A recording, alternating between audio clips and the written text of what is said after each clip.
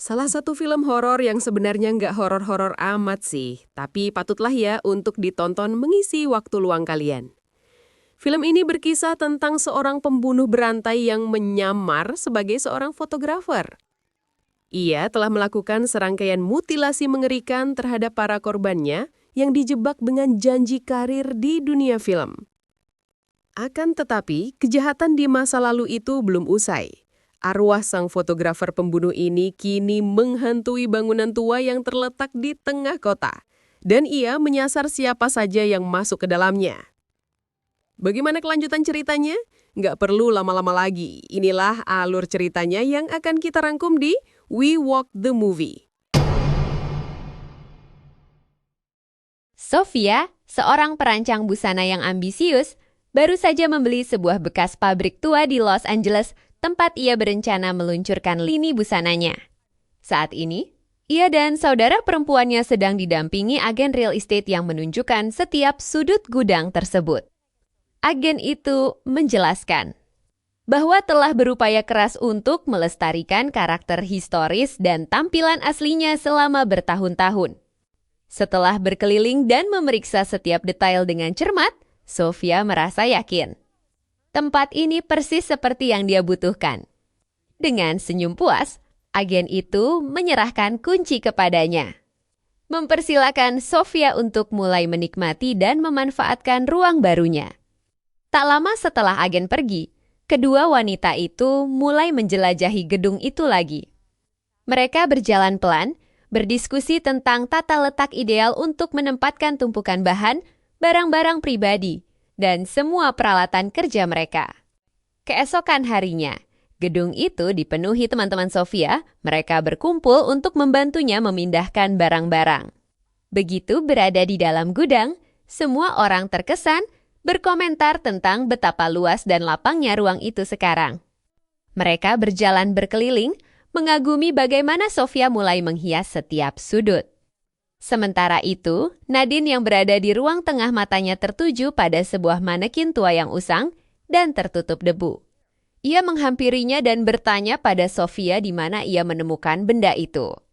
Sofia menjelaskan bahwa manekin itu sudah ada di sana sejak ia pindah. Dengan nada bercanda, Sofia menamainya Alice Baldwin.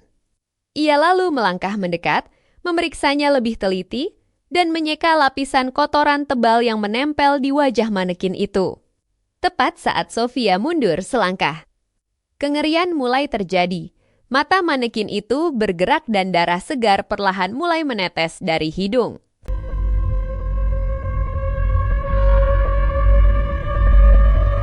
Malam semakin larut, namun Sofia masih berada di gudangnya, tenggelam dalam pekerjaannya. Di tengah kesibukan, ia menyempatkan diri menelepon Nadine, mengingatkannya agar tidak terlambat untuk kelas yoga esok hari. Saat Sofia kembali membersihkan gedungnya, ia menyadari sesuatu yang aneh. Terdengar suara musik aneh dan dipenuhi gangguan statis. Tiba-tiba, ia melihat seorang perempuan keluar dari bawah tangga. Matanya tampak sepenuhnya putih dan kosong. Saat ia berbalik,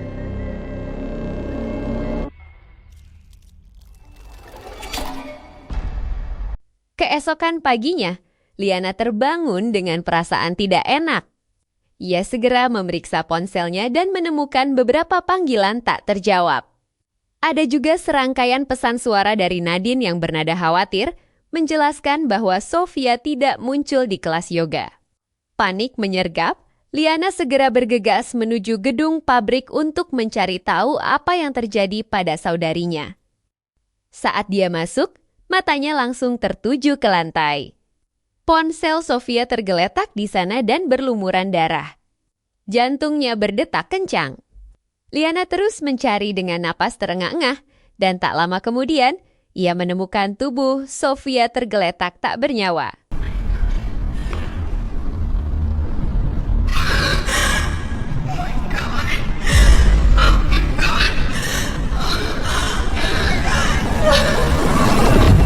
Setelah kematian Sofia, Liana memutuskan pindah ke Eropa. Setelah 1 tahun berlalu, Liana akhirnya memutuskan untuk kembali ke Amerika. Ia kembali mengunjungi gedung butik milik Sofia. Di sini tampaknya ia sedang berbicara dengan seorang agen real estate gedung itu. Agen itu berharap Liana Sudi mengambil beberapa kenang-kenangan terakhir dari tempat itu. Liana juga bertanya apakah kamu tahu dari mana manekin aneh itu berasal. Pria itu menjawab bahwa manekin itu pasti milik Sofia. Dan ia menawarkan jika manekin usang itu mengganggu pemandangan, ia akan membantu membuangnya. Setelah tahu bahwa manekin itu adalah peninggalan saudarinya, Liana menolak tawaran itu. Begitu ia ditinggal sendirian, Liana mulai membongkar barang-barangnya dan mulai mendekorasi ruangan itu. Gedung itu telah berubah menjadi pengingat yang menyakitkan, namun Liana bertekad untuk menjadikannya miliknya. Setelah seharian membereskan barang, Liana yang kelelahan tertidur pulas di sofa. Dalam tidurnya, ia mengalami mimpi buruk. Ia bermimpi tentang momen mengerikan kematian saudarinya, Sofia. Dan tiba-tiba saja ia terbangun karena suara aneh yang membangunkannya. Suara itu adalah bunyi mesin jahit yang beroperasi sendiri di tengah keheningan malam. Saat ia mendekat untuk memeriksanya, ia melihat Sofia membungkuk di atas meja, menjahit sesuatu. Diliputi rasa takut, ia berlari ke arahnya. Tetapi sosok itu lenyap tepat di depan matanya. Tanpa disadari, sesosok pria berlumuran darah sedang mengawasinya dari ambang pintu. Keesokan paginya Nadine datang menemui Liana. So good to see you. I love this. Thank you. It was Sophia's. Oh. Dan tak lama berselang disusul kedatangan Hazel yang ikut bergabung. About damn time. I missed you. Missed you. Liana menawarkan minuman kepada kedua temannya. Saat Liana menuangkan anggur, Hazel berjalan perlahan ke arah manekin aneh yang berdiri di sudut ruangan. Setelah mengamatinya dengan seksama, Hazel tersenyum dan berkata, Alice Baldwin. Liana terkejut dan bingung. Kemudian ia bertanya tentang apa maksud Hazel mengatakan itu. Hazel menjelaskan, Alice Baldwin adalah nama yang Sofia berikan kepada manekin itu. Pengakuan itu membawa kembali ingatan Liana. Mengingatkannya bahwa manekin itu adalah benang merah terakhir yang menghubungkan dia dengan saudarinya. Malam itu, Nadine bersiap-siap untuk pulang. Sebelum pergi, ia bertanya pada Hazel apakah ia yakin tidak ingin ikut, tetapi Hazel menolak dengan lembut. Dan berkata bahwa mungkin Liana butuh teman malam ini. Setelah Nadine pergi, Liana dan Hazel kembali ke tengah ruangan. Mereka berdua mengambil beberapa aksesori dan memutuskan sudah waktunya untuk mendandani manekin yang mereka sebut Alice Baldwin. Oh. These ruffles. So Sophia. Right?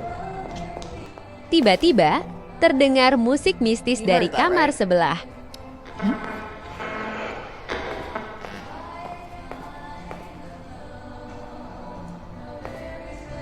Hazel yang mencoba meredam suara itu, menduga itu mungkin hanya gangguan biasa pada gedung tua. Namun, sebelum mereka sempat bergerak, kepala manekin itu jatuh tajam ke lantai. Entah dari mana.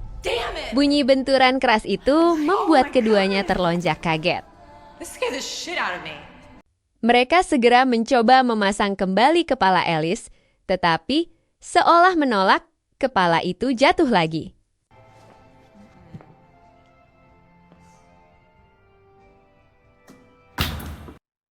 Malam itu, Liana tidak bisa tidur. Pandangannya terpaku pada mesin jahit, mesin yang dulu ia lihat dikerjakan oleh bayangan saudarinya. Ia merasa seperti sedang menunggu sesuatu terjadi. Sementara itu, Hazel yang tertidur pulas di sofa, merasakan tetesan air dingin di dahinya. Saat ia membuka mata, ia menyadari itu adalah tetesan darah. Ia mendongak dan melihat seorang hantu perempuan berdiri di atasnya. Panik luar biasa, Hazel menjerit dan jatuh ke lantai. Mencoba merangkak mencari Liana, namun sebelum ia sempat mencapai temannya. Sesosok fotografer berlumuran darah dengan lubang peluru di dahinya muncul tepat di belakangnya. Liana yang melihat perilaku aneh temannya di tengah kegelapan, bergerak mendekat untuk mencari tahu apa yang sedang terjadi.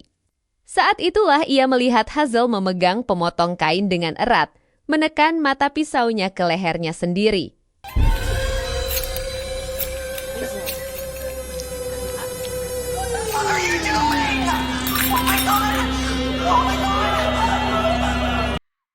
Karena lukanya cukup dalam, Liana segera melarikannya ke rumah sakit.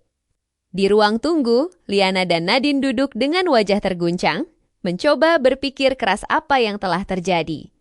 Nadine bersikeras bahwa perilaku aneh Hazel mungkin disebabkan oleh episode tidur berjalan berdasarkan apa yang ia baca di internet. Namun Liana memilih untuk tidak langsung mengambil kesimpulan sebelum mengatakan apapun tentang hal itu. Kemudian malamnya mereka bertiga menginap di rumah Nadine untuk membicarakan apa yang telah terjadi. Selama percakapan, Hazel dengan berlinang air mata mengakui bahwa selama kejadian itu ia merasa seperti ada yang menggerakkan tubuhnya dan terjebak dalam hal yang tidak dapat ia hindari. Nadine menduga Hazel mungkin menderita insomnia parah yang dapat memicu dorongan untuk menyakiti diri sendiri. Hazel dengan tegas menyangkal pernah memiliki pikiran untuk bunuh diri atau keinginan untuk menyakiti dirinya sendiri. Liana mencoba menenangkan mereka, meskipun ia tidak bisa menyembunyikan betapa gelisahnya ia. Nadine menyarankan agar mereka beristirahat dan menunda topik itu sampai besok pagi.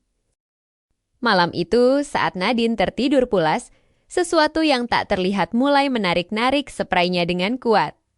Tak lama kemudian, muncul sesosok bayangan di dapur. Mendengar suara aneh, Hazel bangkit dan pergi memeriksanya. Ia seketika menjerit ngeri melihat Nadine sedang berdiri di sana mengiris kakinya sendiri dengan pisau dapur. Ketika Nadine menyadari kehadiran Hazel, ia menerjang ke depan dan menyerangnya dengan ganas.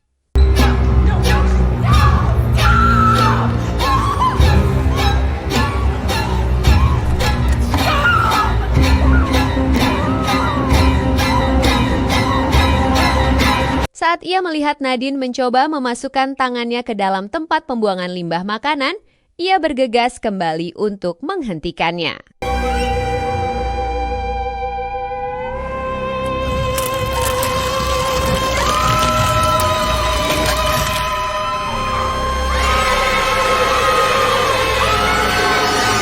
Nadine akhirnya dilarikan ke rumah sakit.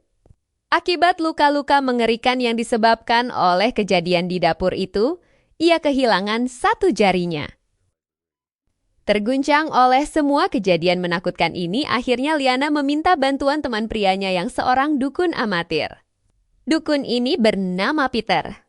Ia yang penasaran telah menggali sejarah gedung itu. Dan cerita kembali ke beberapa waktu silam tentang gedung tua angker yang ditempati Liana, di mana ada seorang model berkelas berpose untuk pemotretan. Ia terlihat profesional dan berbusana mahal. Pak Bernard, si pembunuh yang menyamar sebagai seorang fotografer ini sesumbar pernah bekerja sama dengan banyak selebriti papan atas Hollywood.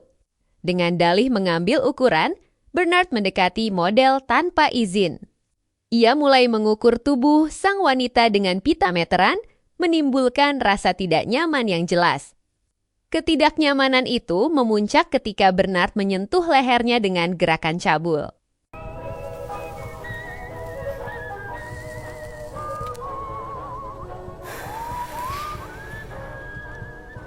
Model itu kesal dan menepis tangan Bernard.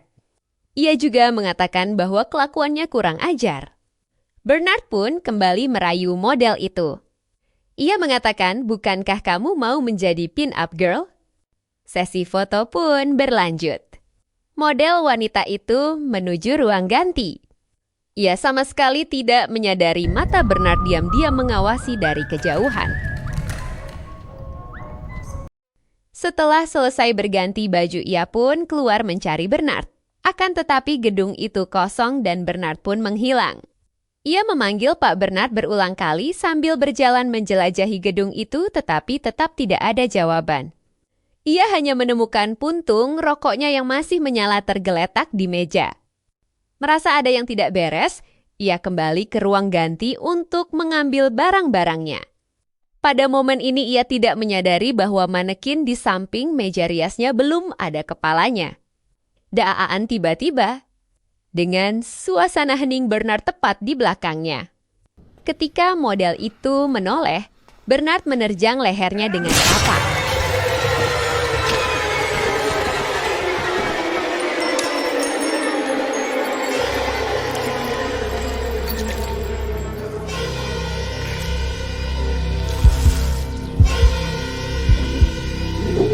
Dengan sadis Bernard meletakkan kepala model itu di atas manekin yang tak berkepala itu, serta menyuruhnya untuk menundukkan kepala.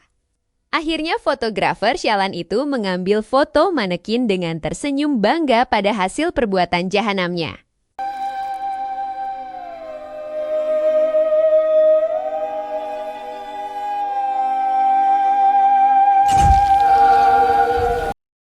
Peter menyimpulkan bahwa kejadian-kejadian aneh yang menghantui Liana dan teman-temannya pasti ada kaitannya dengan sejarah kelam gedung itu. Hal aneh ini juga yang menimpa Sofia dulu. Kini Liana dan teman-temannya menyadari bahwa mereka terjebak dan dikutuk oleh hantu fotografer tersebut. Dan mereka harus menemukan cara untuk membebaskan diri dari kutukan sebelum mereka kehilangan anggota tubuh mereka sendiri. Peter menjelaskan satu-satunya cara untuk memutus ikatan itu adalah dengan kembali ke gedung pabrik.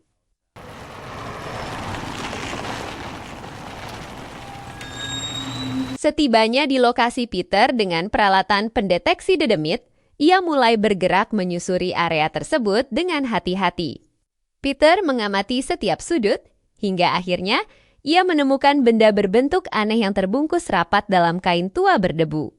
Benda itu tak lain adalah sebuah kapak yang dipakai Bernard untuk mengeksekusi targetnya. Kemudian mereka semua masuk ke gedung angker itu.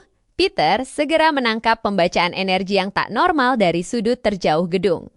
Ketika didekati, mereka menemukan manekin yang mereka sebut Alice Baldwin telah hancur berkeping-keping.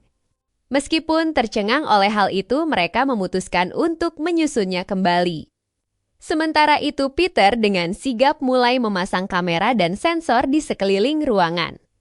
Ia mempersiapkan diri untuk memantau aktivitas gaib apapun yang mungkin terjadi.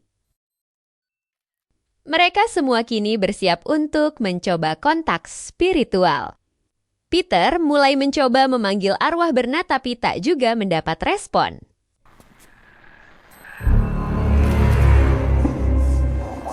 You are not welcome here. You have to leave.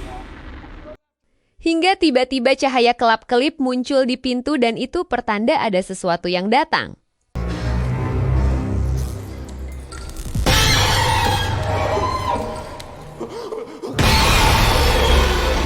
Peter yang sudah mengetahui bahwa hantu-hantu penghuni gedung sudah datang, ia lalu menyiapkan ritual khusus.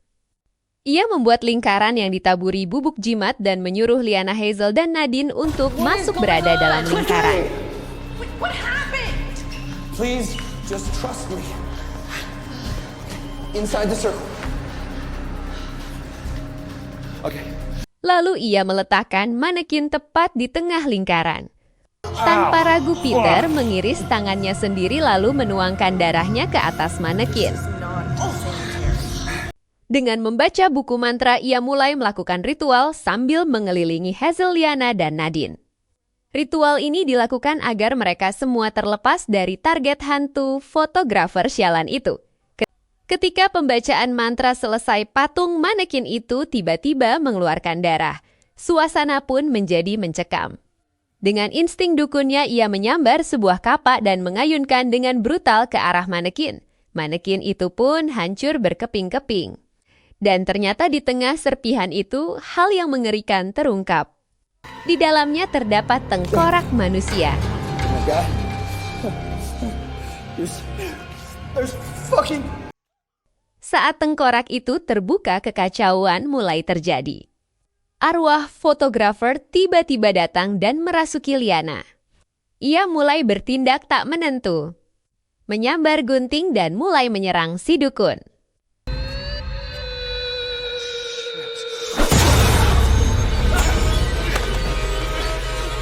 Liana bergerak cepat mengambil kapak dan membantai dengan ganas ke arah si dukun hingga memutuskan tangannya. Liana, stop!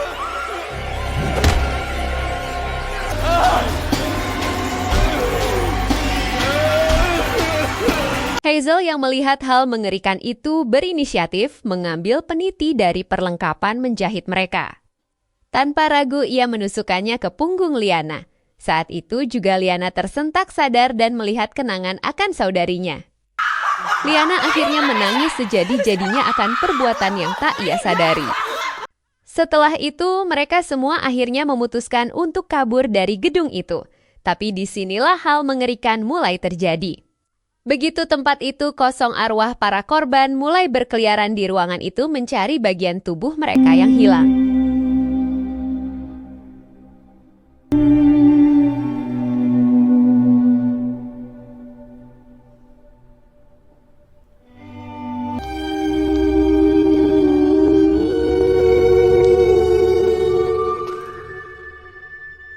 Di akhir cerita gedung itu akhirnya dijual lagi kepada pembeli baru. Oke, itulah tadi cerita dari The Mannequin. Hadir dengan serangkaian ekspektasi tertentu yang membuat saya sedikit kecewa. Dikarenakan judulnya The Mannequin, yang seharusnya pembunuhnya adalah boneka manekin itu sendirilah ya. Tapi di sini justru ia tak pernah bergerak dan juga tak membunuh siapapun. Namun terlepas dari kekurangan ini, ada cukup banyak keseruan dalam film horor ini yang tetap layak untuk ditonton.